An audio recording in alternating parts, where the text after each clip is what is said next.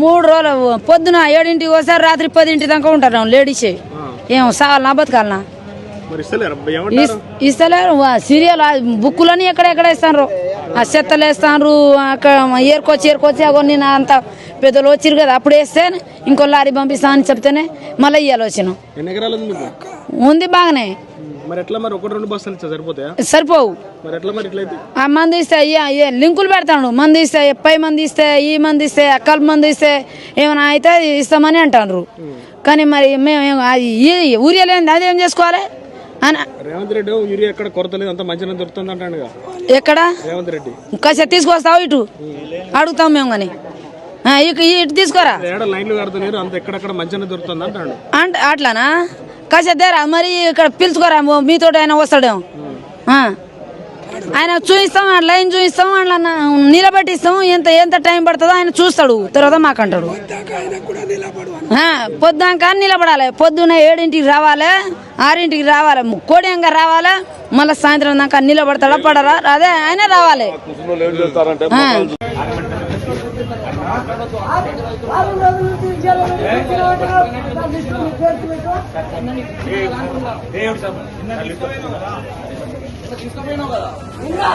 వారం నుంచి ఒక 5 కిలోలు యూరియా పేపర్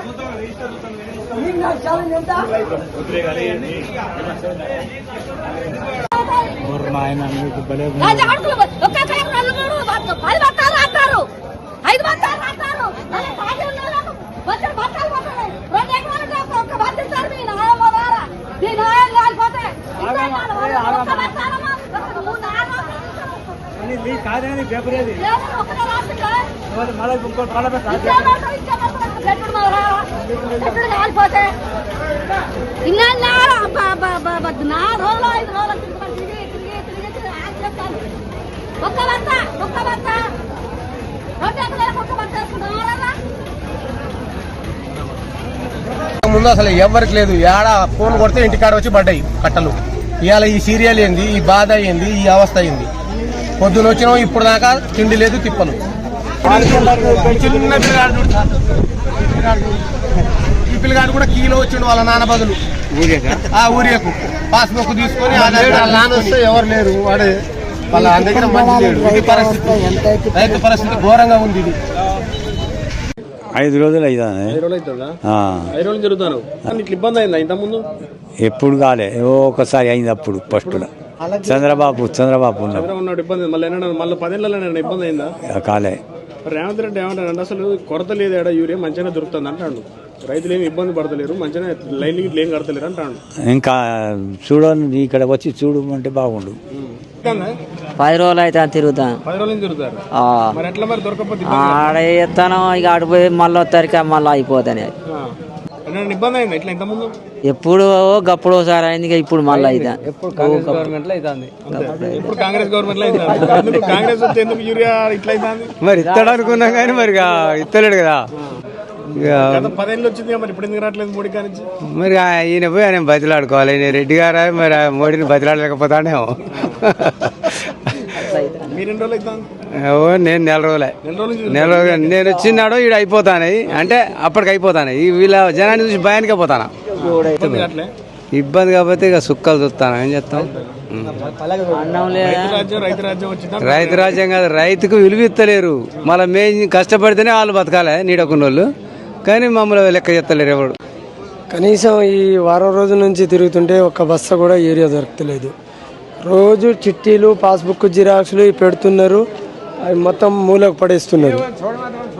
సిఓ గారు అంతా రాత్రే బయట అమ్ముకుంటున్నారు. రైతులు రోజు తిరిగి మా ఆడి మనిషి 4 రోజులు రెగ్యులర్ వచ్చి జ్వరం వచ్చి ఇంట్లో పండుకునేది.